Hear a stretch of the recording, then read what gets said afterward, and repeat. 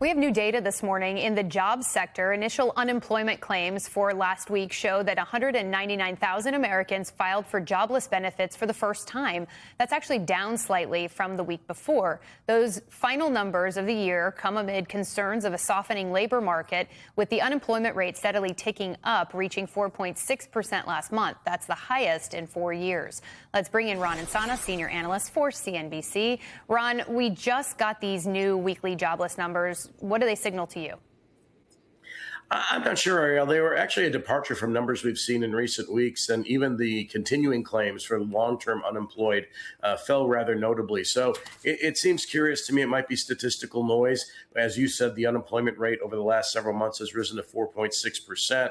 Were it not for healthcare and social service jobs, we would probably have lost jobs in 2025. As it was, since April, we've had no net job creation across that period this year. So I'm a little dubious that the numbers aren't skewed by some statistical anomaly and don't necessarily represent the labor market as we currently know it. Statistical noise. I didn't peg you as a data skeptic, Ron. We're also getting more not politically driven, just to be clear. Fair. I know, data strict.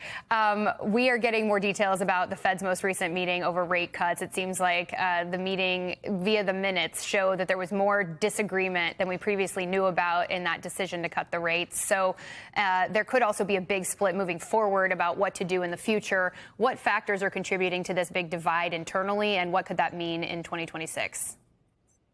Well, you have two factions. One, very concerned about the fact that inflation has barely budged in 2025, holding just under 3% by most measures that the Fed looks at. And then you've got others who are concerned about, this morning's data notwithstanding, the deterioration in the labor market and whether or not, as Jay Powell, the chairman of the Fed himself said, we might be overcounting jobs rather than undercounting jobs, which indicate further weakness in the labor market, something that could presage a recession. So they're very, very split over this. And what we did get from the minutes was it does not appear that the Federal Reserve in early 2026 is in any rush to cut rates further after having cut them 3 times over the last 3 meetings.